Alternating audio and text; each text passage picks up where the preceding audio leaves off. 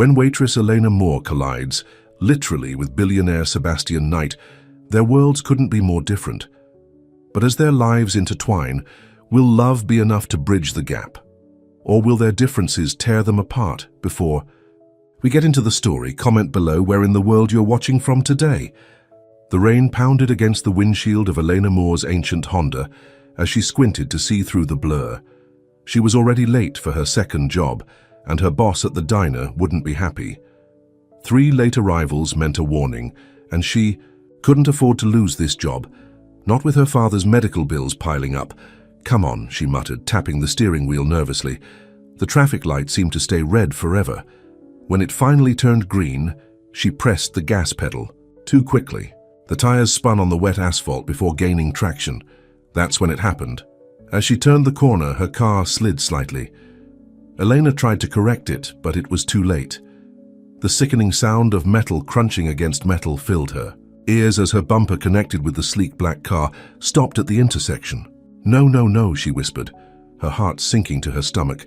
Elena pulled over to the side of the road, her hands shaking as she turned off the ignition. Through her rearview mirror, she could see the other driver getting out. Tall, broad-shouldered, dressed in what looked like a suit that probably cost more than her rent. She forced herself to exit her car, the rain immediately drenching her uniform. "I'm so sorry," she called out, approaching the man who was now inspecting the damage to his vehicle. It wasn't just any car. It was a Maserati, brand new from the looks of it. When he turned to face her, Elena felt like the ground might swallow her whole. She recognized him immediately from the business magazines at the doctor's office where she worked mornings. Sebastian Knight, the billionaire tech mogul who'd made his fortune before turning 30. "I don't have time for this," he said. His voice clipped as he ran a hand through his dark hair, now getting wet in the rain. "I'm really sorry," Elena repeated, water dripping down her face. "I have insurance, but—" She didn't finish the sentence. Her insurance had a high deductible, and even that would strain her finances to the breaking point. Sebastian Knight studied her for a moment, taking in her soaked diner uniform, the dark circles under her eyes, and the way she was nervously twisting. A simple silver ring on her finger. His expression softened almost imperceptibly. "Buy me a coffee and we'll call it even," he said suddenly. Elena blinked. "What?" "There's a cafe across the street. Buy me a coffee and we'll forget about this." He gestured to the dent in his car's rear panel. "But the damage," Elena stammered, confused by his offer. Sebastian shrugged. "It's just a car." 10 minutes later, they sat across from each other in a small cafe. Elena couldn't believe she was sitting across from Sebastian Knight, buying him a $4 coffee to settle what must have been thousands in damage. "Why are you doing this?" she finally asked after the waiter brought their drinks. Sebastian took a sip of his espresso before answering. "You looked like you were having a worse day than I was." "That doesn't seem like the kind of decision that made you a billionaire," Elena said before she could stop herself. To her surprise, Sebastian laughed. "You know who I am. Anyone who's ever stood in a grocery checkout line knows who you are. And you're not impressed," he observed, leaning back in his chair. Elena shrugged. "Should I be?" Money doesn't automatically make someone impressive. Something sparked in Sebastian's grey eyes. "What's your name?" "Elena. Elena Moore." "So, Elena Moore, you're working 2 jobs?" he asked, nodding at her uniform. "This morning I'm a receptionist at a medical clinic. Afternoons and evenings I wait tables." She glanced at her watch. "And I'm going to be very late." "I can call your boss," Sebastian offered. Elena shook her head firmly. "No thanks, I don't need special favors." Sebastian studied her with interest. Most people he met wanted something from him. Money, connections, status. This woman who had crashed into his car seemed only to want to get away from him. "At least let me drive you there," he said. "In your dented Maserati." Elena gave a small smile. "I have." "Others?" Elena rolled her eyes. "Of course you do." Against her better judgment, Elena found herself in the passenger seat of Sebastian Knight's car 5 minutes later. The rich leather interior smelled new, and she felt out of place in her damp uniform. "The Golden Spoon Diner on Maple Street," she directed him. As they drove, Elena noticed Sebastian glancing at her. "What?" she asked. "Nothing. It's just, you're not what I expected when I got out of my car today. A disaster who can't afford to fix your car?" Sebastian's mouth twitched. "A honest person. Those are rare in my world."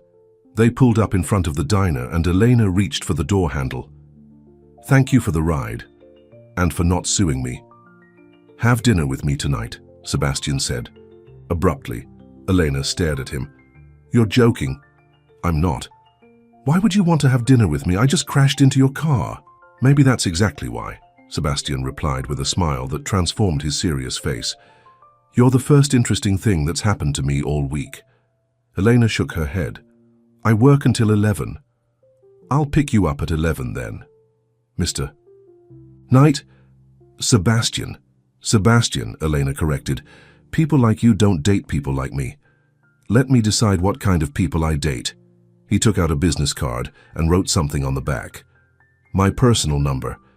Text me if you change. Your mind." Elena took the card, still in disbelief. "I won't." "We'll see," Sebastian said with a confidence that both annoyed and intrigued her. Inside the diner, Elena's boss Lucy was not pleased. 20 minutes late, Elena. I was about to call Mandy to cover your shift." "I'm sorry, Lucy. I had a car accident." Lucy's anger faded. "Are you okay? Is your car drivable?"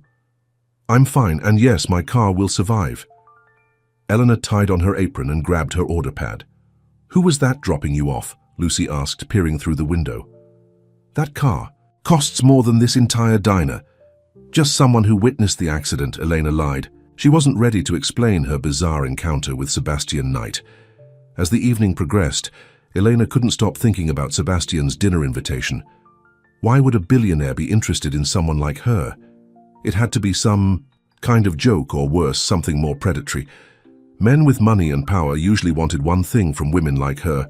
At 8 o'clock, the diner door opened and Elena nearly dropped her coffee pot. Sebastian Knight walked in, now dressed in dark jeans and a simple button-down shirt that somehow looked expensive despite its simplicity. "What are you doing here?" she hissed as he sat in her section. "Having dinner," he replied innocently. "This is a diner, right?" Elena glanced around, noticing how other patrons were starting to stare. "You can't be here." "Why not?" "Because—" Elena struggled to find a reasonable explanation. "Because people like you eat at five-star restaurants, not diners with sticky menus." Sebastian picked up a menu. "I like comfort food. What's good here?" Elena sighed, realizing he wasn't going to leave. "The meatloaf is decent. The apple pie is actually great. I'll have both then." He smiled at her and Elena felt an unexpected flutter in her chest. As she served other customers, Elena was acutely aware of Sebastian watching her. Not in a creepy way, but with genuine interest, as if trying to solve a puzzle. When she brought his food, he asked, "Tell me about yourself, Elena Moore." "There's not much to tell," she replied, refilling his water glass. "And I have other tables." "I'll wait." True to his word, Sebastian lingered over his meal, occasionally making notes on his phone. When the diner emptied around 10, he was still there, nursing a cup of coffee. Lucy approached Elena at the counter. "Who is that man? He's been here for hours." "Just a customer," Elena said. "He looks familiar." Lucy narrowed her eyes. "Wait a minute, is that Sebastian Knight, the Sebastian Knight?" "Shh!" Elena hushed her. "Please don't make a scene." "What's he doing in my diner?" Lucy whispered excitedly, eating meatloaf apparently. When Elena brought Sebastian his check, he finally caught her in conversation. "So, about that dinner." "This wasn't dinner?" Elena gestured to his empty plate. "This was research," Sebastian corrected. "The meatloaf was good, by the way. The pie was excellent." "Research for what?" "For our actual dinner. Now I know you have good taste." Elena shook her head. "I already told you I'm not going to dinner with you." "Why not?" "Because we're from different worlds. Because this doesn't make sense. Because tomorrow you'll regret asking the waitress from the diner on a date." Sebastian leaned forward. "I never regret my decisions, Elena. And I'm very interested in seeing what happens when our different worlds collide." Before Elena could respond, the door to the diner burst open. A disheveled man in his 60s stumbled in, looking around frantically until he spotted Elena. "Dad!" Elena rushed over to him. "What are you doing here? You're supposed to be at home resting. You weren't answering your phone," her father said, his voice slurred slightly from his medication. "I got worried after the accident. Mrs. Jenkins next door told me you called about the car." "I'm fine, Dad. Everything's fine." Eleanor put her arm around him, guiding him to a seat. "Let me get you some water." Sebastian watched the interaction with interest, noting the concern in Elena's eyes and the protective way she tended to her father. When she returned to his table, her cheeks were flushed with embarrassment. "I'm sorry about that. My dad has heart problems and he worries." "No need to apologize," Sebastian said. "Family is important." Eleanor nodded, surprised by his understanding. "I need to get him home. My shift is almost over anyway." "Let me drive you both," Sebastian offered.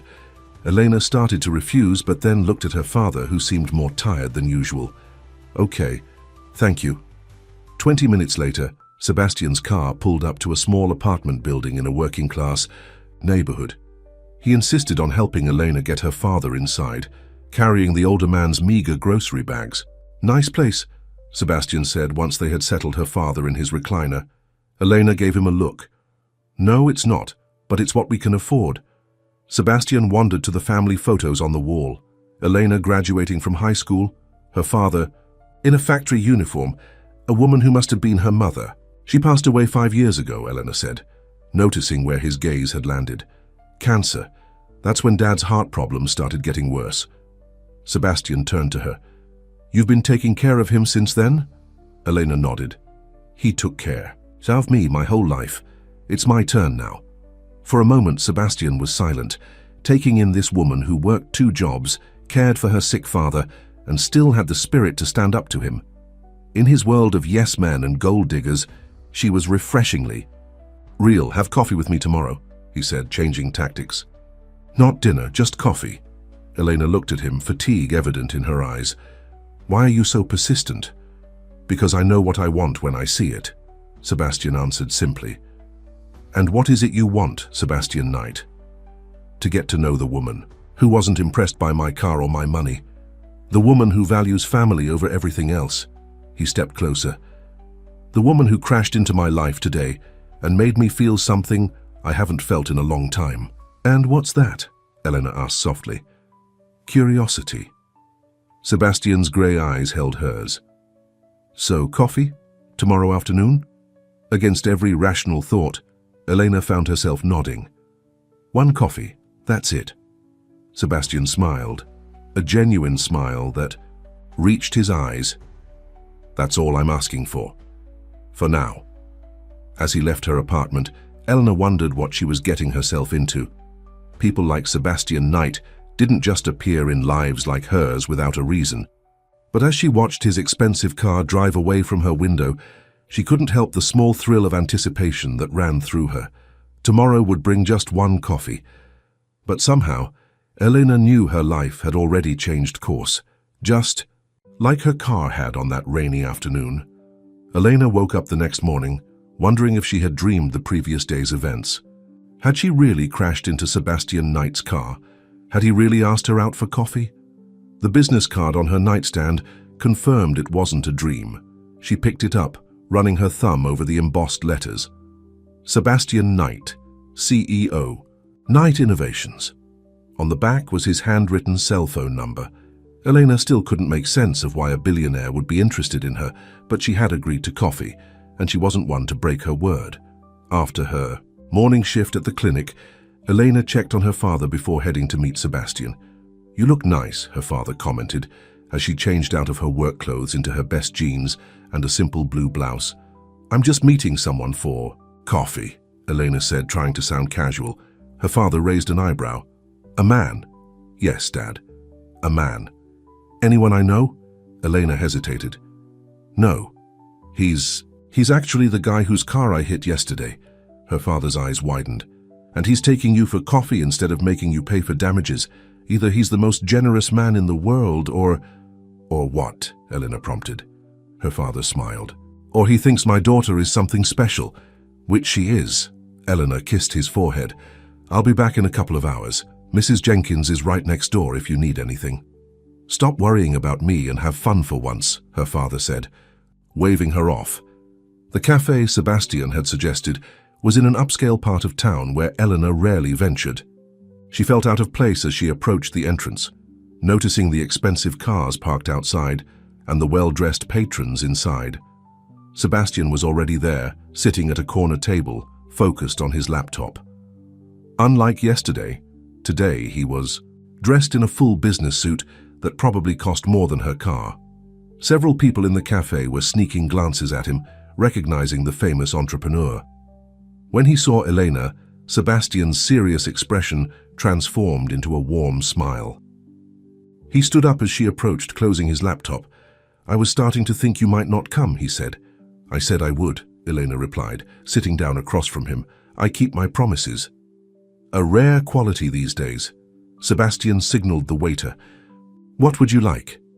"Just regular coffee is fine." Once they had ordered a simple coffee for Elena and an espresso for Sebastian, an awkward silence fell between them. "So," Elena said finally, "this is weird, right?" Sebastian laughed and the tension broke. "Completely weird," he agreed. "But sometimes weird is good." "Is it?" Elena asked. "Because from where I'm sitting, this looks like the beginning of a cautionary tale my friends would tell me to avoid." "What kind of cautionary tale?" "The kind where the rich guy slums it with the working-class girl for a while before going back to his real life." Sebastian's expression grew serious. "Is that what you think is happening here?" Eleanor shrugged. "I don't know what's happening here. That's why I came, to figure it out." The waiter brought their coffees and Sebastian took a moment before responding. "I've been thinking about why I asked you here," he said finally. "And it's not because I'm bored or looking for some kind of thrill." "Then why?" "Because you're real." Sebastian leaned forward. "Do you know how rare that is in my world? Everyone wants something from me. Investors want returns, employees want promotions, women want status or money or both. And I don't want anything from you?" Eleanor asked skeptically. "Exactly. Xiao didn't even want my help when I offered to call your boss or drive you home." Elena stirred her coffee. "That's not being real. That's just having pride." "Maybe," Sebastian conceded. But it was refreshing either way. As they talked, Elena learned that Sebastian had built his company from the ground up, starting with a small tech idea in college that grew into a business empire. Despite his wealth, he worked long hours and seemed genuinely passionate about innovation. "Enough about me," Sebastian said after a while. "Tell me about you. What do you want, Elena Moore?" The question caught her off guard. "What do you mean?" "Dreams. Ambitions. What would you do if you didn't have to work 2 jobs to survive?" Helena thought for a moment. "I'd go back to school. I was studying nursing before my mom got sick. I had to drop out to help with the medical bills and take care of her." "Why nursing?" "I like helping people, making a difference in their lives when they're at their most vulnerable." She smiled. "Not very glamorous, I know." "On the contrary," Sebastian said, "it's admirable." Their coffee stretched into a second cup, and Elena was surprised by how easy it was to talk to Sebastian once she got past her initial reservations. He was intelligent, thoughtful, and a good listener, qualities she hadn't expected from someone with his reputation. As they were finishing, Sebastian's phone buzzed repeatedly. He glanced at it with a frown. "Problem?" Elena asked.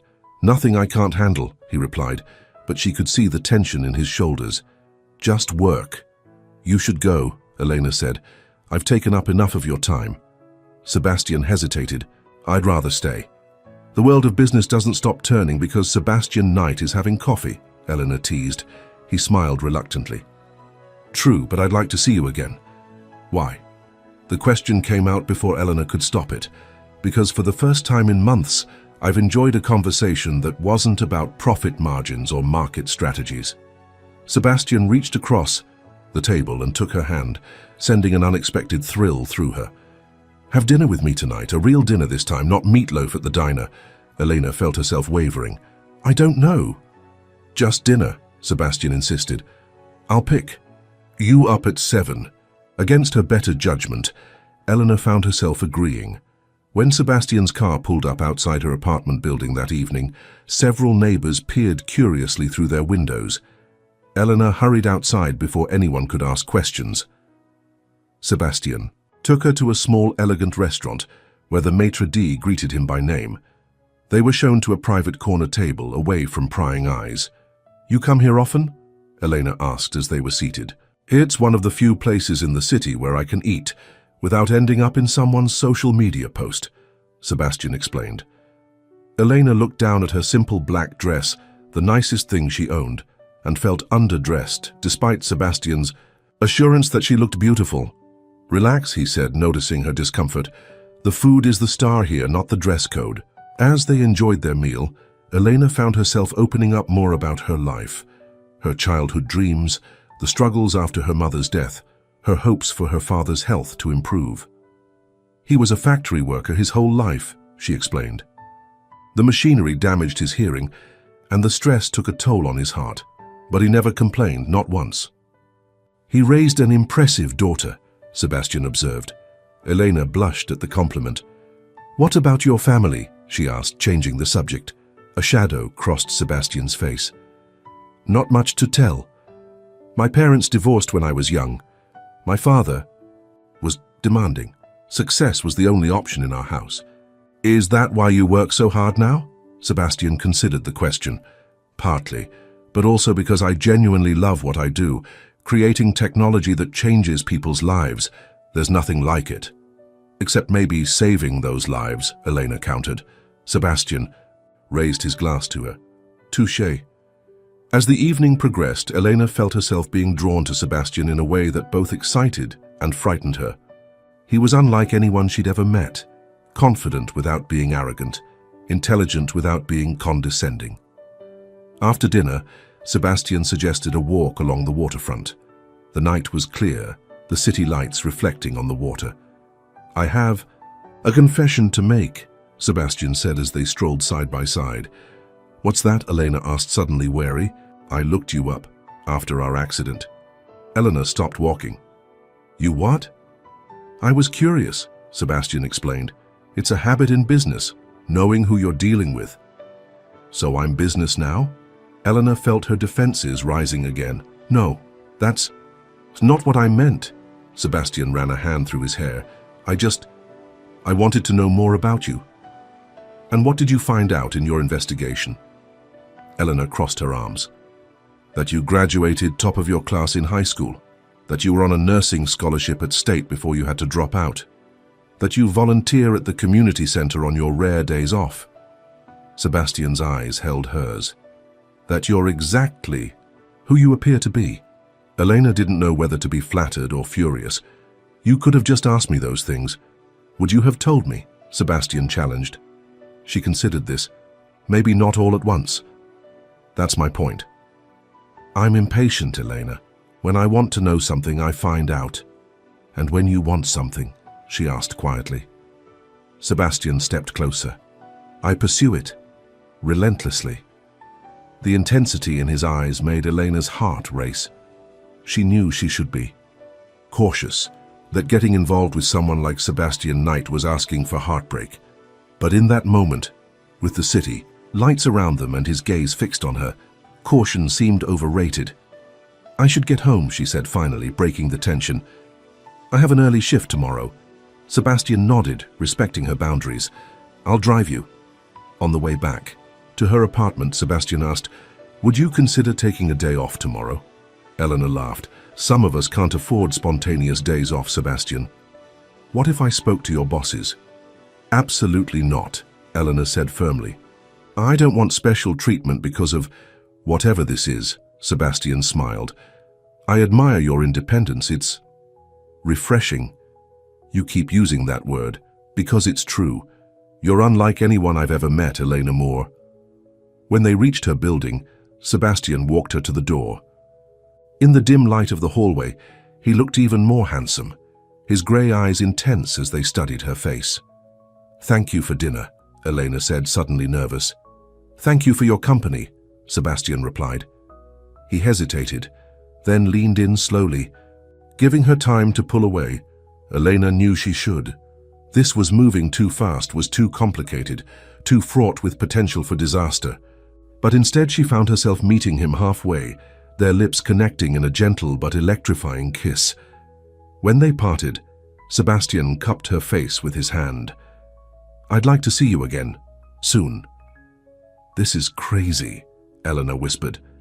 "The best things usually are," Sebastian replied.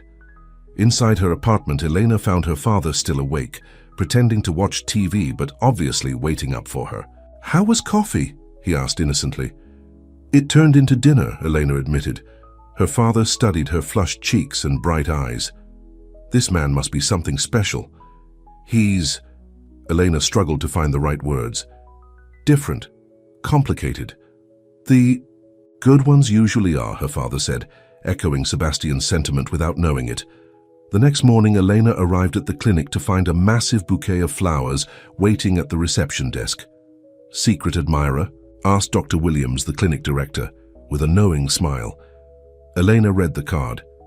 "Thank you for the best dinner conversation I've had in years. S." Throughout her shift, Elena couldn't stop thinking about Sebastian and their kiss. It was madness. To think anything could come of this. They were from completely different worlds. Yet she couldn't deny the connection she felt with him. During her lunch break, she received a text from an unknown number. "Missing you already. Dinner again tonight?" Elena saved the number under Sebastian's name before replying, "Working late. Shift at diner, rain check." His response came immediately, "I'm not opposed to late-night dessert." Elena smiled despite herself. "You're persistent. Only about things that matter," he texted back. That evening at the diner, Elena kept glancing. At the door, half expecting Sebastian to appear as he had the night before, Lucy noticed her distraction. "Waiting for someone special?" she teased. "No," Eleanor lied, then sighed. "Maybe.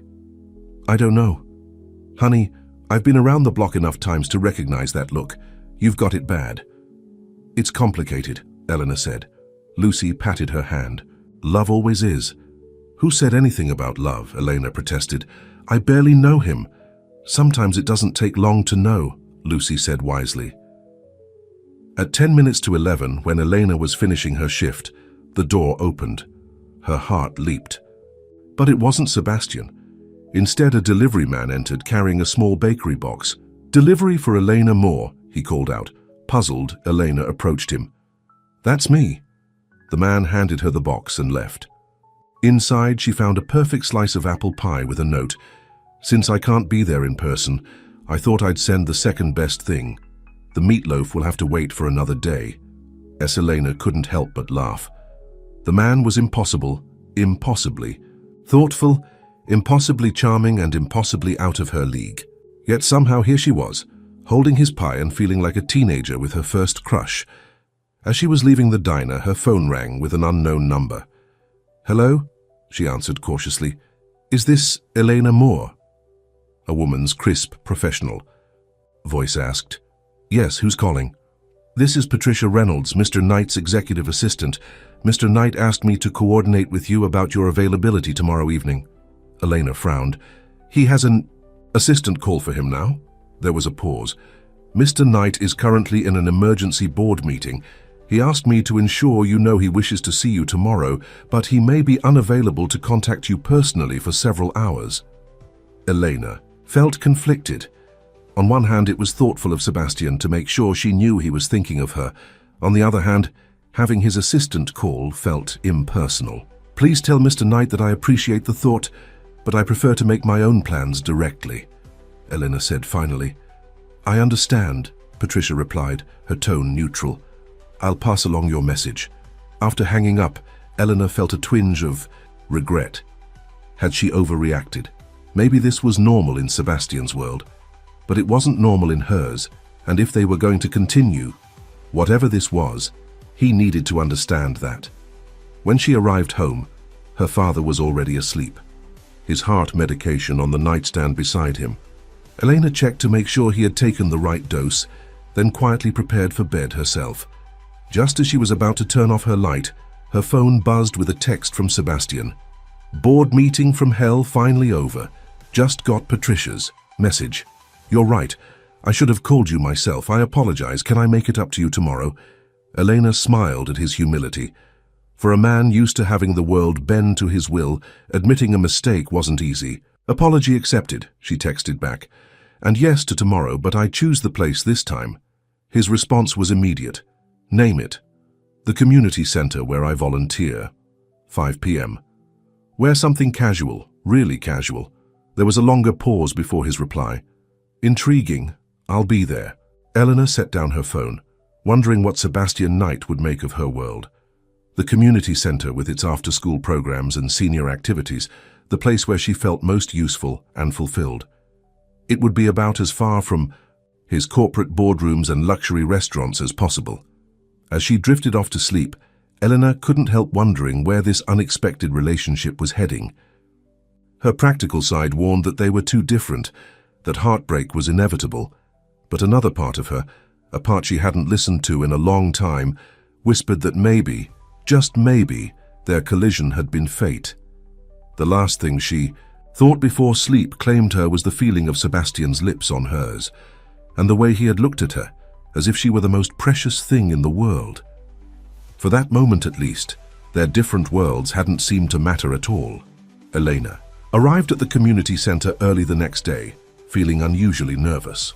The worn brick building with its faded sign had always been a place of comfort for her, but today she saw it through fresh eyes, Sebastian's eyes, and wondered if she was making a mistake bringing him here.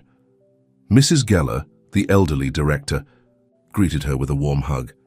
Elena, dear, I thought you weren't volunteering until Saturday. I'm not, Mrs. Geller. I'm actually bringing someone to see the center today. Mrs. Geller's eyes twinkled. A special someone? Eleanor blushed. Just a friend who's interested in what we do here. Well, any friend of yours is welcome here, Mrs. Geller said, patting Eleanor's hand. At exactly 5 o'clock, a sleek black car pulled up outside. Eleanor watched from the window as Sebastian stepped out, and she couldn't help but smile. He had followed her instructions, sort of. He wore jeans and a simple button-down shirt, but even in casual clothes, everything about him screamed money. And privilege. The jeans probably cost more than her entire wardrobe. Still, he had tried, and that meant something. So this is your world, Sebastian said when she met him at the door, looking around with genuine interest. Part of it, Eleanor replied. Come on, I'll show you around. As they walked through the center, Eleanor explained the various programs. After school, tutoring for disadvantaged kids, English classes for immigrants, a food pantry for families in need, and social activities for seniors. I mainly help with the senior program and the children's reading group, she told him. When I have time. Sebastian watched as she greeted everyone by name. The janitor mopping the hallway, the teenagers in the computer room, the elderly women in the craft circle. Everyone clearly adored her. Miss Elena, a small voice called out as they passed the moire. Children's library. A girl of about 7 with braided hair ran up to them. Are you reading to us today? Eleanor knelt down to the child's level. Not today, Zoe. This is my friend Sebastian. Sebastian, this is Zoe, one of our best readers. Zoe looked up at Sebastian with wide eyes. You're really tall. Sebastian smiled and knelt down as well. And you're really good at making observations. Elena tells me you like to read. What's your favorite book? Charlotte's Web, Zoe answered promptly. It's about a spider who saves a pig. That's a great choice, Sebastian said seriously. Friendship and loyalty are important, don't you think? Zoe nodded solemnly. Ms. Elena says books teach us how to be good people. Ms. Elena is very wise, Sebastian said, catching Elena's eye. With a warm glance that made her heart flutter. After Zoe ran off to join the other children, Sebastian stood, looking thoughtful. You're amazing with them. They're easy to be amazing with, Eleanor said. Kids just want to be seen and heard, like most people, I guess. As they continued their tour, they reached the senior activities room, where a gray-haired man was struggling to set up a projector for movie night. Need help, Mr. Collins? Eleanor asked, immediately moving to assist him. This newfangled thing won't connect to the computer, Mr. Collins grumbled. Sebastian stepped forward. May I? He asked politely. Within minutes, Sebastian had the projector working perfectly and had even improved the sound system with a few adjustments. "You're a miracle worker, young man," Mr. Collins declared. "Are you Elena's boyfriend?" "Mr. Collins." Elena protested, her cheeks flaming. Sebastian just smiled. "I'm a friend who's hoping to become more than a friend," he answered honestly, making Elena's blush deepen. "Well, don't wait too long," Mr. Collins advised. "Good women like her don't come along every day." "Believe me, I know," Sebastian replied, his eyes never leaving Elena's face. Later, as they sat in the small community garden behind the center, Elena asked, "So, what do you think of my world?" Sebastian looked around at the modest surroundings, the small vegetable plots tended by neighborhood families, the weathered benches, the handmade mosaic pathway created by the children's art class. "I think it's rich in ways my world often isn't," he said finally. "These people have real connections. They know each other's names, their stories. In my circles, people network instead of connect." "But you have resources we could only dream of," Elena pointed out. "Do you know what we could do with even a fraction of what your car cost?" Sebastian turned to her. "What would you do? If money wasn't an issue, what would this place need most?" Elena thought for a moment. "The roof leaks when it rains hard. The heating system is ancient. The computer lab has machines from a decade ago." She sighed. "But mostly we need more staff. The volunteers are wonderful, but there's only so much they can do." Sebastian nodded, taking in the information with a focused expression Elena had begun to recognize. His business face, the look he got when he was solving a problem. "Don't even think about it," she warned. "Think about what?" he asked innocently. "Swooping. In with your checkbook. These people have pride, Sebastian. They're not looking for charity." "What about investment?" Sebastian countered. "There's a difference." Before Elena could argue further, her phone rang. She frowned when she saw it was her father calling. "Dad? Is everything okay?" "I'm fine, sweetheart," her father replied, but his voice sounded strained. "Just a little discomfort, nothing to worry about." Elena knew her father well enough to hear the pain he was trying to hide. "I'm coming home right now," she said firmly. "There's no need. I'll be there in 20 minutes, Elena insisted, already gathering her things. "Have you taken your medication?" "Yes." "But no buts, I'm on my way." She hung up and turned to Sebastian. "I'm sorry, I have to go. My dad's not feeling well." "I'll drive you," Sebastian said immediately, no questions asked. On the way to her apartment, Elena explained her father's heart condition. "He had a minor heart attack last year. The doctors say he needs a special procedure, but our insurance won't cover it all, and we can't afford the rest." She twisted her hands anxiously. "He downplays how bad he feels because he doesn't want me to worry, but that just makes me worry more." When they arrived at the apartment, Elena rushed inside with Sebastian following. She found her father sitting in his recliner, his face pale and clammy. "Dad!" Elena knelt beside him, taking his wrist to check his pulse. "How long have you been feeling like this?" "Just an hour or so," her father said weakly. "I thought it would pass." Sebastian stood in the doorway, watching with concern. "Should I call an ambulance?" Elena hesitated, knowing an ambulance ride would be another bill they couldn't afford. Reading her expression, Sebastian pulled out his phone. "I'm calling my personal physician. He makes house calls." Before Elena could protest, Sebastian stepped into the hallway to make the call. She turned her attention back to her father, helping him take his medication and loosening his collar. "Who's your friend?"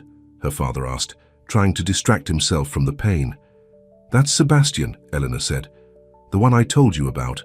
Her father managed a small smile. "The car guy. He seems nice." "He is," Elena admitted. "Different than I expected." 20 minutes later, a distinguished grey-haired man arrived with a medical bag. Dr. Henderson introduced himself as Sebastian's family physician and promptly began examining Mr. Moore. "How long have you been experiencing these symptoms?" Dr. Henderson asked, listening to Mr. Moore's heart. "The pain comes and goes," Mr. Moore admitted. "Been getting worse these past few months." Dr. Henderson frowned. "You need proper treatment, Mr. Moore. This condition won't improve on its own." "We've seen specialists," Elena explained. "But the Procedure he needs. I understand, Dr. Henderson said kindly. For now, I'm adjusting his medication.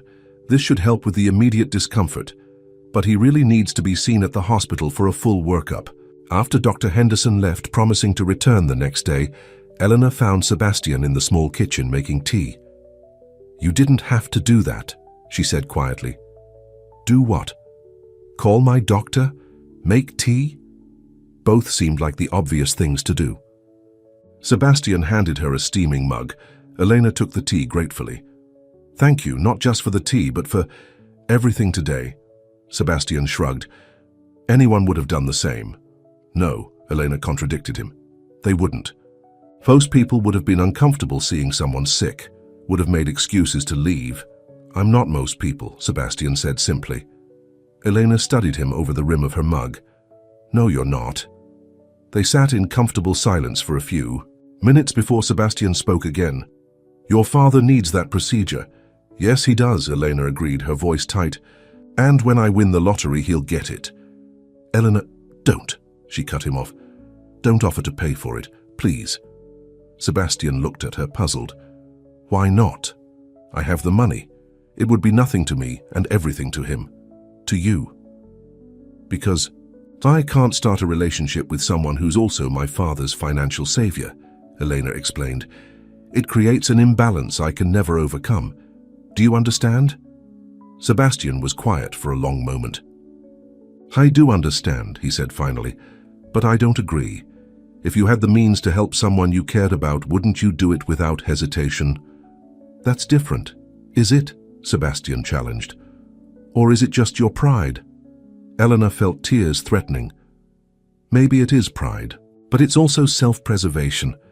What happens when you get tired of me, Sebastian? When the novelty of dating someone who isn't impressed by your money wears off? You'll move on, but my father and I will always know we were your charity cases. Sebastian moved closer, taking her hands in his. First of all, I'm not going to get tired of you, and second, it wouldn't be charity. It would be a gift from someone who cares about you. Elena looked into his eyes and saw sincerity there, but she still shook her head. I can't. Not yet. Not until I know what this is between us. Sebastian nodded reluctantly. I respect that, but the offer stands. After checking that her father was resting comfortably, Elena walked Sebastian to the door. Will you be able to go to work tomorrow? He asked. I'll have to, Elena said. Bills don't pay themselves. Sebastian hesitated at the door. Let me stay, he said suddenly. I can work remotely in the morning, and that way you won't have to worry about leaving. Your father alone. Elena was taken aback by the offer. You'd do that? What about your meetings and whatever else billionaire CEOs do all day? They can manage without me for a few hours, Sebastian said with a smile. I'm the boss, remember? Against her better judgment, Elena found herself agreeing. Sebastian left briefly to retrieve his laptop from his car and to have his driver bring a few necessities from his home. That night, Elena made up the small couch for Sebastian. It was hardly the luxury accommodations he was used to, but he didn't complain. I've slept in worse places, he assured her. During my startup days, I sometimes crashed on the office floor to save time. As Elena prepared for bed, she peeked into the living room to see Sebastian working quietly on his laptop, the soft glow illuminating his face. Something warm unfurled in her chest at the sight of him there, this man from another world who somehow fit into her small apartment, her complicated life. The next morning, Eleanor woke early to find Sebastian already awake, making coffee in her tiny kitchen. He had somehow found ingredients she didn't even know she had and was preparing breakfast. Good morning, he said, looking far too handsome for someone who had spent the night on a lumpy couch. How's your father? Still sleeping, Eleanor replied, accepting the cup of coffee he offered. You didn't have to make breakfast. I wanted to, Sebastian said simply. Though your kitchen is challenging. Eleanor laughed. Not equipped for gourmet cooking? Let's just say I've never had to be this creative with 2 eggs and half a loaf of bread. They ate breakfast together, talking quietly about nothing important, and Elena was struck by how comfortable it felt, as if they had known each other for years instead of days. After breakfast, Elena checked on her father, who was feeling much better. "The new medication seems to be working," he told her. "Still, I don't want to leave you alone today," Elena worried. "I'll be right here," Sebastian called from the living room where he had set up his makeshift office. "Go to work, Elena. Your father and I will be fine." Elena looked between the two men dubiously. "You two barely know each other." "We'll get acquainted," her father said with a wink. "I want to hear how he ended up in my daughter's life." "Oh no," Elena groaned. "Dad, please don't tell embarrassing stories about me." "Only the good ones," her father promised, his eyes twinkling. Reluctantly, Elena left for her shift at the clinic, feeling strangely as if she were leaving behind her family, not her father and a man she'd known less than a week. Throughout the morning, she received texts from Sebastian, a picture of her father smiling over a chessboard, a message saying they'd had a good talk, an update that Dr. Henderson had visited again and was pleased with her father's improvement. During her lunch break, Elena called home to check in. "How's it going?" she asked Sebastian. "Your father is a remarkable man," Sebastian replied. "He's been telling me about his days working at the factory, how he put you through school on his own after your mother died." Elena felt a pang of emotion. "He worked so hard for me. He deserves better than this." "He's proud of you," Sebastian said softly. "That's all that matters to him." When Elena returned home that evening, she found a surprising scene. Sebastian and her father laughing together like old friends as they watched a baseball game on TV. "There she is," her father called cheerfully. "Sebastian and I were just debating whether the Dodgers have a chance this season." "Were you now?"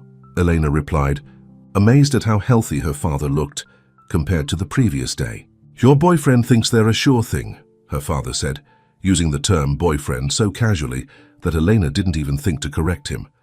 "Is that right?" she asked, raising an eyebrow at Sebastian. "What can I say?"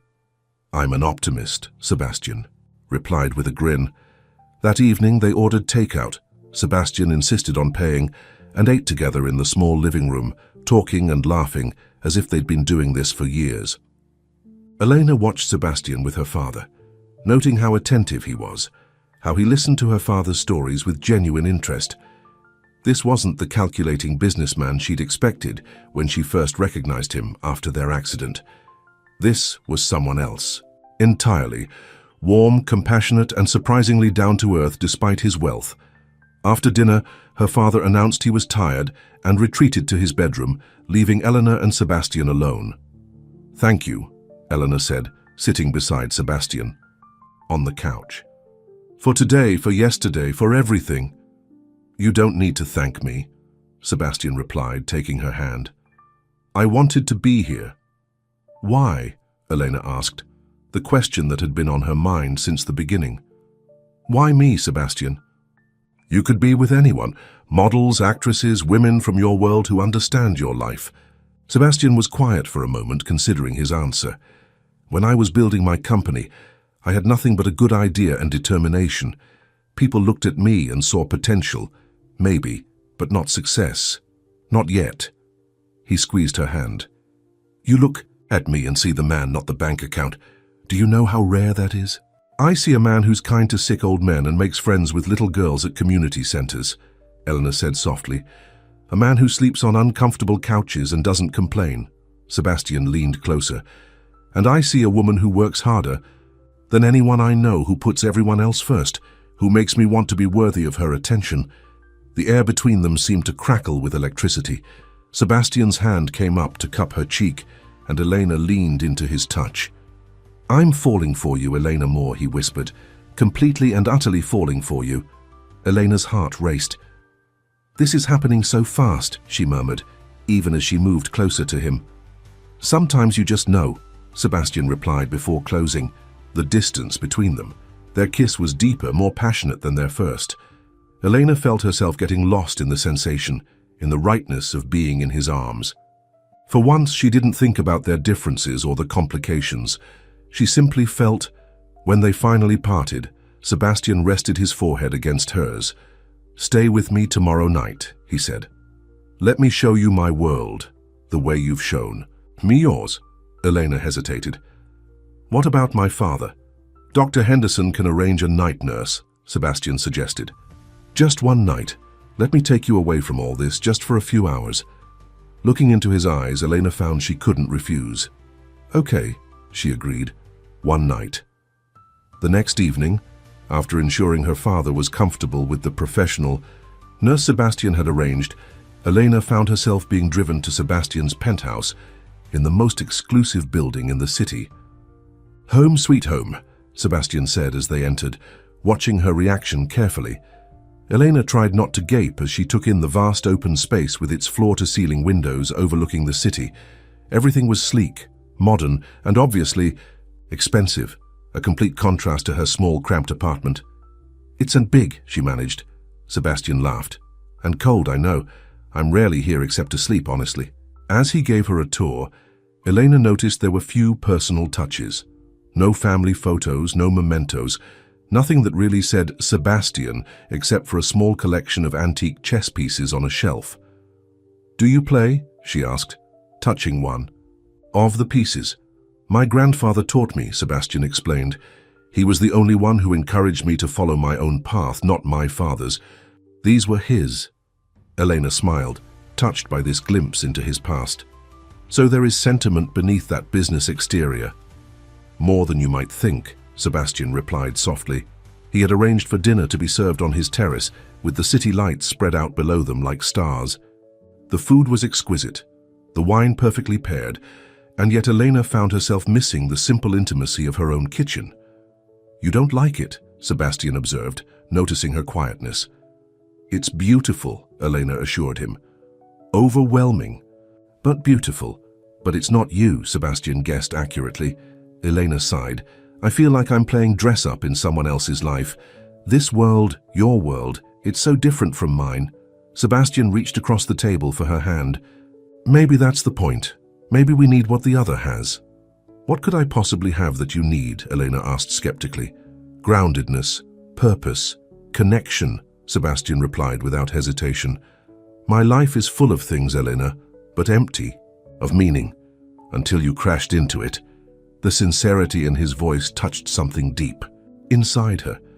For the first time, Elena allowed herself to believe that perhaps this wasn't just a fleeting interest for him, that perhaps Sebastian Knight really did need her as much as she was beginning to need him. After dinner, they stood together. On the terrace, Sebastian's arms wrapped around her from behind as they looked out over the city. "Somewhere down there is where we met," he murmured against her hair. "One random rainy day that changed everything." Elena leaned back against him, feeling the solid strength of his chest. "Do you ever think about how unlikely it all is? If I hadn't been running late if you had left 5 minutes earlier. I think some people are meant to find each other," Sebastian said. "One way or another." Elena turned in his arms to face him. "The businessman billionaire believes in fate. I believe in you," Sebastian replied simply. "Everything else is just details." When Sebastian kissed her this time, Elena didn't hold back. She wrapped her arms around his neck, pressing herself against him, letting herself believe, just for tonight, that they could bridge the gap between their worlds. Later, as they lay, together in Sebastian's massive bed, Elena traced patterns on his chest, thinking about how quickly her life had changed. "Penny for your thoughts," Sebastian said, playing with a strand of her hair. "I was just thinking how surreal this is," Elena admitted. "A week ago, I was just trying to get through each day. And now, Sebastian prompted. Elena looked up at him. "Now I'm afraid to get too used to this, to you. I'm afraid of what happens when real life intrudes again." Sebastian propped himself up on one elbow. "This is real life, Elena. Different from what you're used to, maybe, but just as real. Your board members and business partners aren't going to understand why you're with someone like me," Elena pointed out. "They don't need to understand," Sebastian said firmly. "My personal life is my own." "Is it, though?" Elena challenged. "I've seen how people look at you in public, how the waiters and maitre d's treat you differently. You're not just a person, Sebastian. You're Sebastian Knight." Sebastian was quiet for a moment. "Would it be easier if I wasn't? If I was just a regular guy with a regular job?" "Maybe," Elena admitted. "But then you wouldn't be you." Sebastian pulled her closer. Give us a chance, Elena, that's all I'm asking. Let's figure this out together.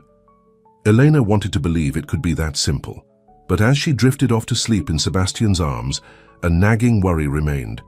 In the light of day, would their differences still seem surmountable, or would they prove too great to overcome? The answer came sooner than she expected. The next morning, Eleanor woke to the sound of Sebastian on the phone, his voice sharp with authority as he dealt with some business crisis. This was a side of him she hadn't seen before. The commanding CEO who expected immediate results. "I don't care what it takes," he was saying. "Buy them out if necessary, but get it done today." When he hung up, Sebastian noticed her watching him. His expression immediately softened. "Sorry about that," he said, rejoining her in bed. "Work never really stops." "Is everything okay?" Elena asked. "Just a competitor trying to poach one of our acquisitions," Sebastian explained. "Nothing unusual in my world." "Your world," Elena repeated, the phrase highlighting their differences once again. Before Sebastian could respond, his phone buzzed with a text. He glanced at it and frowned. "What is it?" Elena asked. "Nothing important," Sebastian said, setting the phone aside. But Elena had caught a glimpse of the name on the screen, Olivia Blackwell. The name was familiar. Elena had seen it in magazine articles about Sebastian. Olivia was his ex-girlfriend, a socialite from one of the city's wealthiest families. "You should take it if it's important," Elena said carefully. Sebastian shook his head. "It's not." He leaned in to kiss her, but the mood had shifted. Later, as they had breakfast, Sebastian's phone kept buzzing with calls and messages. He ignored most of them, trying to focus on Elena, but she could see his attention was divided. "Go ahead," she said finally. "Deal with whatever needs dealing with. I should get back to my father anyway." "Are you sure?" Sebastian asked clearly, torn. "I'm sure," Elena said, forcing a smile. "This is your life." "Sebastian, I understand." As his driver took her home, Elena stared out the window, thinking about the differences that seemed so much more apparent in the harsh light of morning. Sebastian lived in a world of high-stakes business deals and socialite ex-girlfriends. She lived in a world of community centers and double shifts. Could those worlds really coexist? Or was she setting herself up for heartbreak by believing they could? When she arrived home, Elena found her father looking remarkably better. The night nurse gave her a positive report before leaving. "So," her father said once they were alone, "how was your night with Prince Charming?" Elena sighed, sinking onto the couch. "Complicated." Her father studied her face. "Having second thoughts?" "Maybe," Elena admitted. "His world is so different from ours, Dad. This morning I watched him making million-dollar decisions over the phone like it was nothing. Meanwhile, I'm worrying about how to pay the electric bill next month." "Love doesn't care about bank accounts," her father said gently. "Who said anything?" "About love?" Elena protested, though her racing heart told a different story. "Your face says it every time you mention his name," her father replied with a knowing smile. Before Eleanor could respond, there was a knock at the door. When she opened it, she found a delivery man holding an enormous bouquet of roses. "Eleanor Moore?" the man asked. "That's me," Elena confirmed, accepting the flowers. The card read simply, "Missing you already. Dinner tonight?" Despite her doubts, Elena couldn't help but smile. Maybe they were from different worlds. Maybe the odds were against them. But for now, she would follow her heart and see where this unexpected journey would take her. What she didn't know was that across town, Sebastian was facing his own challenges. As he ended his conference call, his assistant Patricia entered his office with a concerned expression. "Sir, Ms. Blackwell is here to see you. She's quite insistent." Sebastian frowned. "Tell her I'm busy." "I already tried," Patricia said apologetically. "She says it's about the merger with her father's company, and she mentioned she'd seen the photos." "What photos?" Sebastian asked, suddenly alert. Before Patricia could answer, the door opened and Olivia Blackwell strode in, tall, elegant, and clearly angry. "Really, Sebastian?" she demanded, tossing a tabloid magazine onto his desk. "A waitress?" Sebastian glanced down at the magazine and felt his blood run cold. There, on the front page, was a photo of him and Elena kissing outside her apartment building. The headline read, "Billionaire bachelor's new flame waitress with a past." "What is this?" he demanded. "That's what I'd like to know," Olivia said coldly. "My father is reconsidering our company's merger because his potential business partner is apparently slumming it with the help."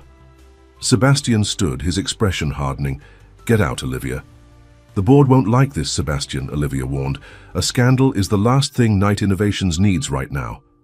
"My personal life is none of the board's business," Sebastian replied firmly. "Or yours."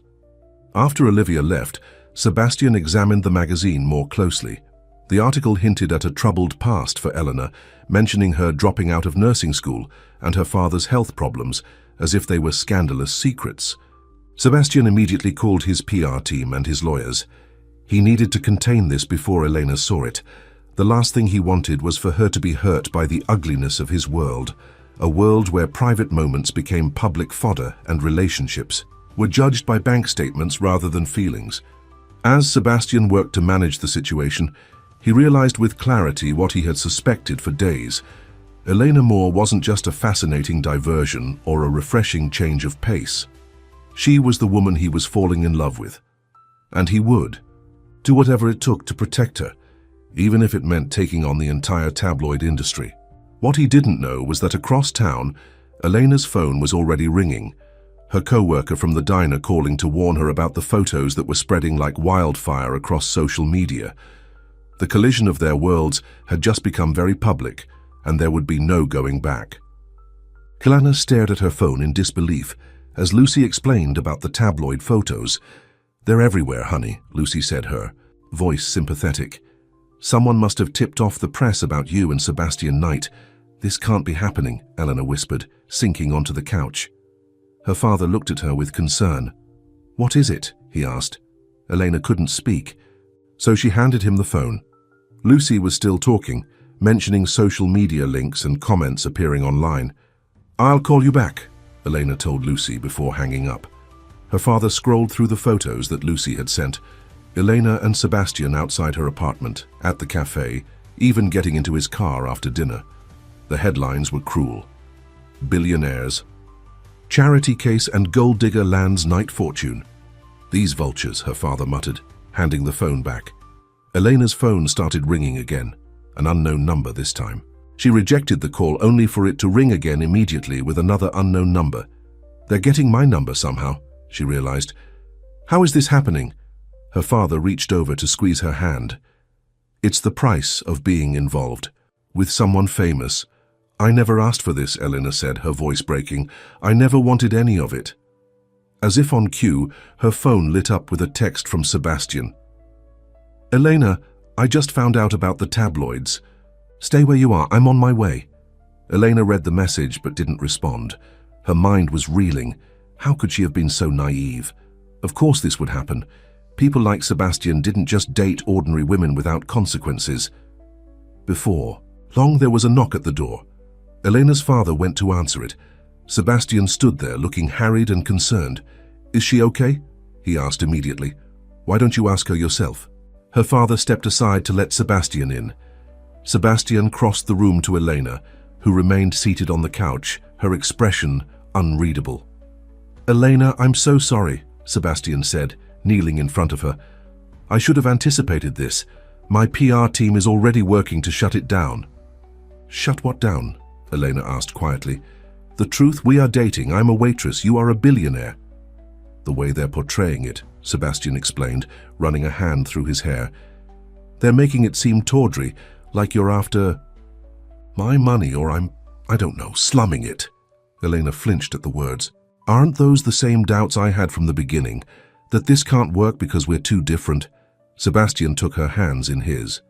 "No, don't let them get in your head. What we have is real." Eleanor pulled her hands away. "Look at this," she said, showing him her phone screen where dozens of notifications were pouring in. Friend requests, message requests, even comments on her old social media posts from years ago. "They're digging through my entire life." Sebastian's expression darkened. "I'll have my security team handle this.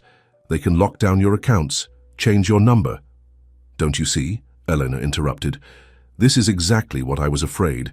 Say if your solution to everything is to throw money and resources at it. But you can't buy privacy once it's gone. You can't buy back normalcy.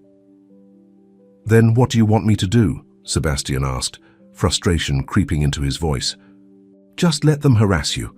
Elena stood up, needing space. She paused, tears threatening.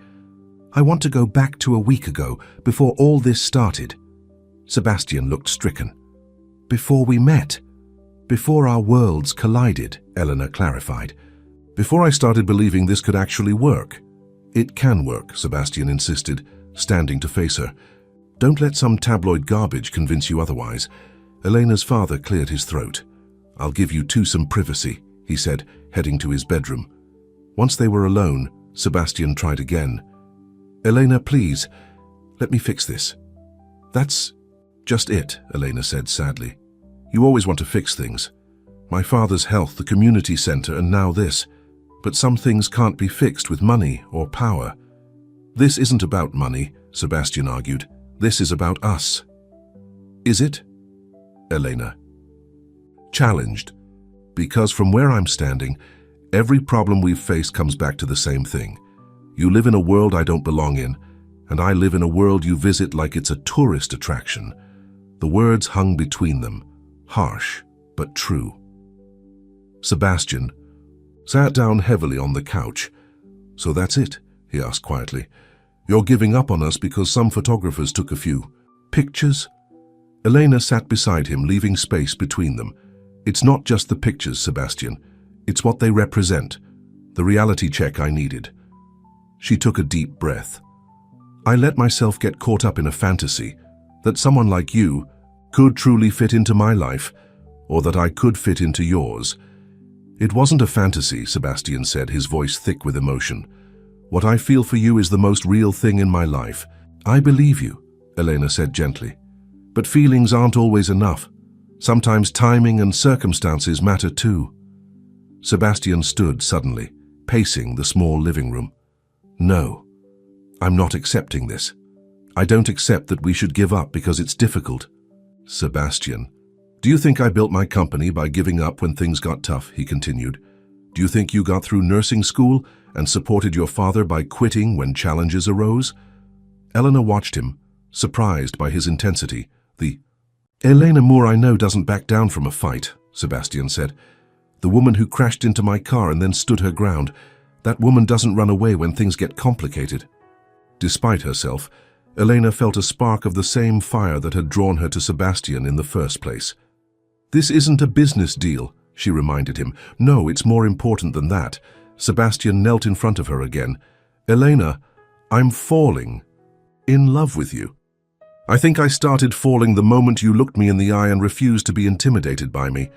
Elena's breath caught. It was the first time either of them had used the word love. I'm not saying it will be easy, Sebastian continued, but I am saying you're worth fighting for. We're worth fighting for. Before Elena could respond, her phone rang again. This time it was the clinic where she worked mornings. Hello, she answered tentatively.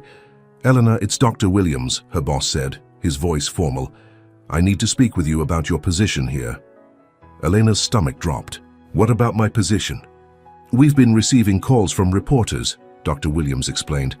The clinic can't afford this kind of attention. Our patients deserve privacy. Are you firing me? Elena asked bluntly.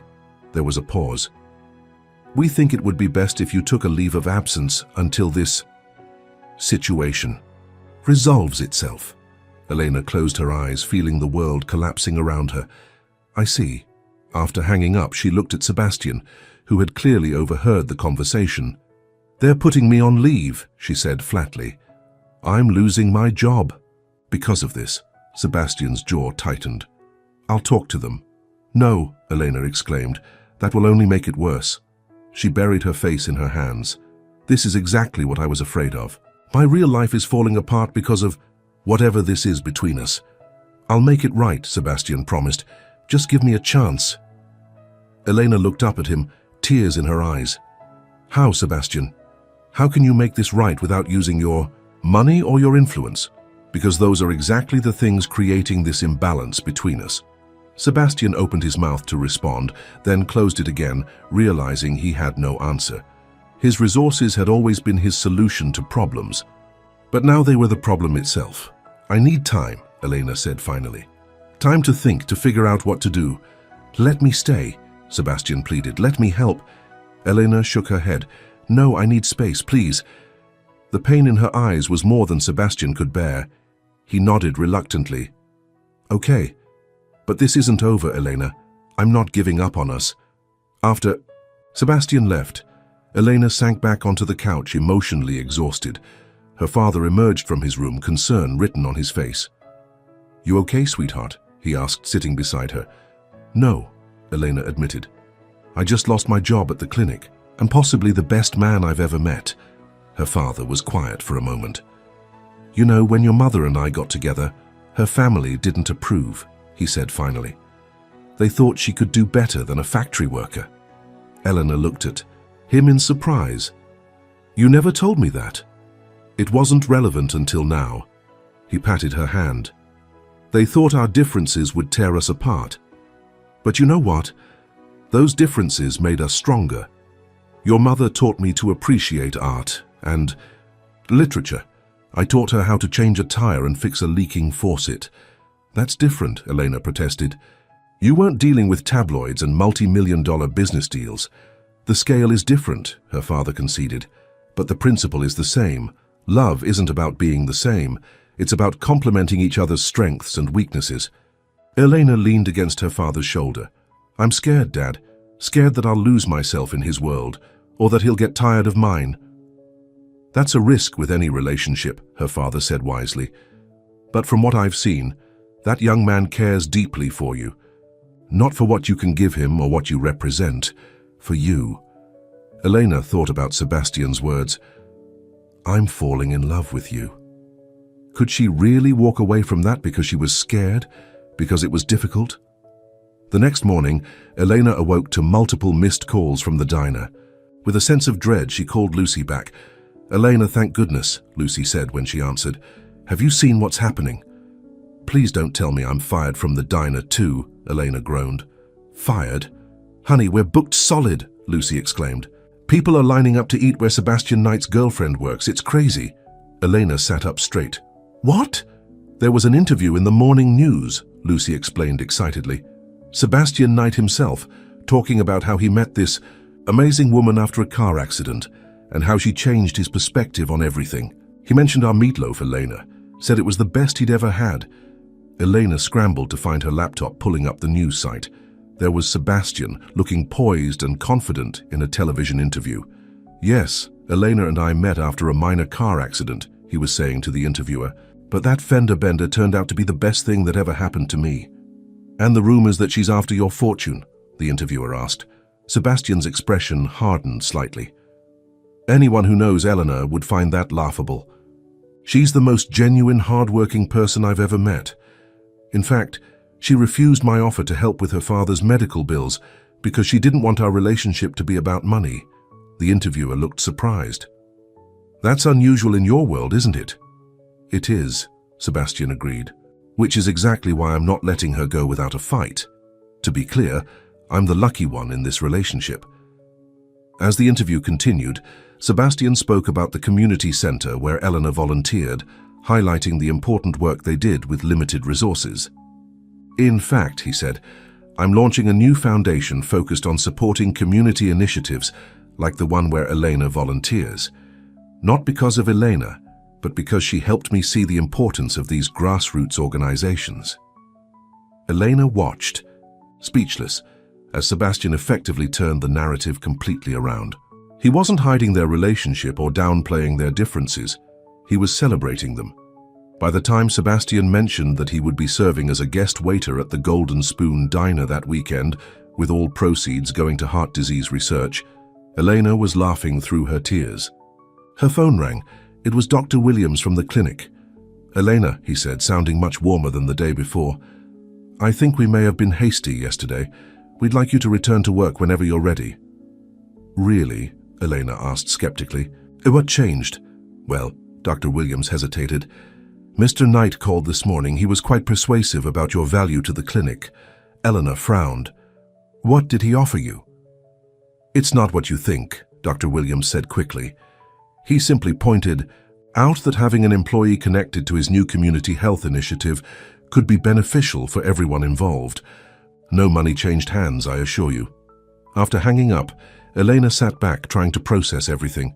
Sebastian had found a way to use his influence not to override her independence, but to create opportunities that benefited the things she cared about. Her phone buzzed with a text from Sebastian. Have you seen the news? I'm officially the world's worst waiter in training. Lucy says I need to work on my coffee pouring technique. Despite herself, Elena smiled. She could picture Sebastian at the diner, probably wearing clothes that cost more than the building itself, earnestly trying to learn how to wait tables. Another text came through. I meant what I said in that interview, every word. Ball's in your court. Now, Elena. Elena hesitated, her fingers hovering over the keyboard. Did she have the courage to take this leap, to believe that they could build something real despite their differences? Before she could respond, there was a knock at the door. When she opened it, she found not Sebastian, but Patricia, his assistant. Ms. Moore, Patricia said formally. Mr. Knight asked me to deliver this to you personally. She handed Elena a simple white envelope and left quickly. Inside, Elena found a handwritten letter. Eleanor, it began. I've been thinking about what you said about fixing things with money and influence. You were right. That's been my approach to life for so long that I forgot there are problems money can't solve and relationships that shouldn't be about financial rescue. But here's what I realized. Just as you don't want me to fix your life with my resources, I don't want you to diminish what we have because of them either. My wealth is part of who I am, just as your compassion and work ethic are part of you. I don't want to change you, Elena. I fell for the woman who stands her ground, who challenges me, who sees beyond the bank account to the person I really am. All I'm asking is that you do the same. See past the trappings of my life to the man who is hopelessly in love with you. I'll be at the community center at 7 p.m. tonight. If you're willing to give us a real chance, not as a billionaire and a waitress, but as Sebastian and Eleanor, meet me there. Either way, the foundation for the center is already established. That's not conditional on us. It's simply the right thing to do, and I thank you for helping me see that. All my love, Sebastian. Elena read the letter twice, her heart pounding. He had found the perfect balance, using his resources for good, without making her the recipient of his charity, respecting her independence while still being true to himself. That evening, Elena arrived at the community center at exactly 7 p.m. The building was unusually quiet. No children's voices, no seniors chatting in the recreation room. She found Sebastian waiting in the garden, sitting on one of the weathered benches where they had talked just days ago. When he saw her, he stood, his expression a mixture of hope and nervousness. You came, he said simply. I came, Elena confirmed, stepping closer. Your letter was persuasive, Sebastian smiled. I meant every word. I know. Elena took a deep breath. I've been thinking too, about us, about all the reasons this shouldn't work. Sebastian's smile faltered. And then I realized something, Elena continued. All those reasons, our different backgrounds, lifestyles, resources, they're just circumstances. They're not who we are. Hope returned to Sebastian's eyes. That's what I've been trying to say. I know that now. Eleanor moved closer still.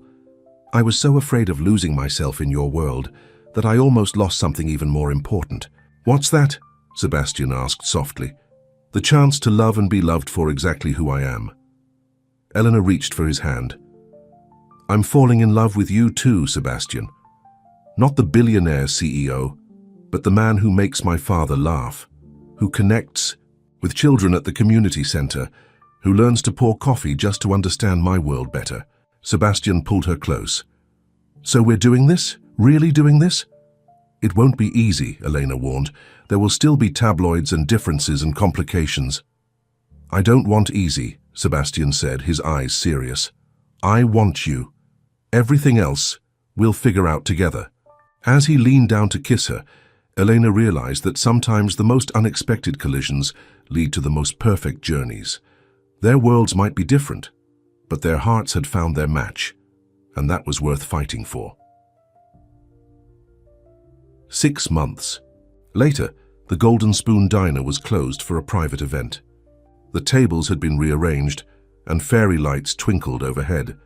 Elena's father, looking healthier than he had in years since his successful surgery, chatted with Sebastian's business partner while Lucy supervised the food service.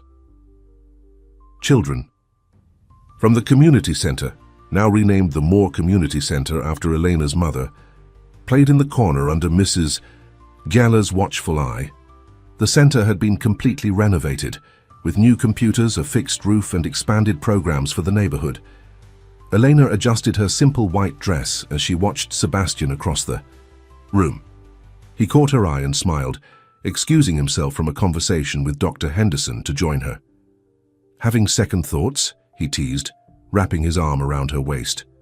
"About marrying you?" "Never," Eleanor replied, leaning into him. "About having our engagement party in the diner where I used to work. Maybe a few." Sebastian laughed. "It's perfect. This is where it all started, where I fell for a waitress who wasn't impressed by my car or my money." "I was a little impressed by the car," Elena admitted with a smile. "I knew it," Sebastian said, triumphantly. As they looked around at their friends and family, from both their worlds now gradually merging into one, Elena marveled at how far they had come. There had been challenges, certainly. The tabloids still occasionally ran stories about them. Sebastian's board had needed convincing, and Elena had struggled to find her place in his world while maintaining her identity. But they had faced each challenge together, learning and growing stronger as a couple. Elena had returned to nursing school, now determined to finish her degree and work in community health. Sebastian had restructured his company to focus more on social impact alongside profit, inspired by Elena's perspective. "I'm glad I crashed." "Into your car," Elena said suddenly. Sebastian pulled her closer. "Best accident of my life. Who would have thought a fender bender could lead to this?"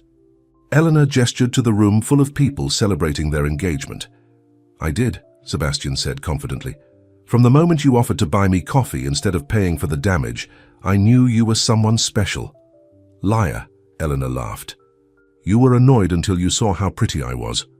"That might have helped," Sebastian admitted with a grin, "but it was your spirit that kept me coming back." As they mingled with their guests, Eleanor caught sight of her father watching them with a satisfied smile. He had been right all along. Their differences hadn't torn them apart. Instead, they had complemented each other, each bringing something valuable to the relationship. Later that night, after the party had ended and they were alone in Sebastian's penthouse, soon to be their penthouse once they were married, Elena stood on the terrace looking out at the city lights. "Penny for your thoughts," Sebastian said, joining her with 2 glasses of champagne. "I was just thinking about fate," Elena replied, accepting a glass. "How one rainy day changed everything." "Not fate," Sebastian corrected. "Choice. We chose each other, Elena. Every day since that accident, we've chosen to make this work, to bridge our differences, to build something real." Eleanor smiled up at him. "You're right, and I choose you again tomorrow, and the next day, and every day after that. Even when I'm being an arrogant CEO?" Sebastian asked with a raised eyebrow. "Even then," Eleanor promised. "As long as you choose me when I'm being a stubborn, prideful waitress." "Ex-waitress," Sebastian reminded her. "Soon-to-be nurse." "See? You're learning," Elena teased. As Sebastian pulled her into his arms for a kiss, the city lights twinkling around them like stars, Elena knew that their journey was just beginning. There would be more challenges ahead, more differences to navigate, more collisions between their worlds. But some collisions weren't disasters. Some, like theirs, were the beginning of something beautiful, a love story that defied expectations and categories, that transcended wealth and status to find something genuine and true. Their love hadn't erased their differences. Instead, it had made those differences a strength, teaching them both that the most unexpected connections were often the most powerful. As Sebastian held her close under the night sky, Eleanor silently thanked that rainy day, that slippery road, that chance meeting that had changed everything. Their collision course had led them exactly where they were meant to be, together. The end.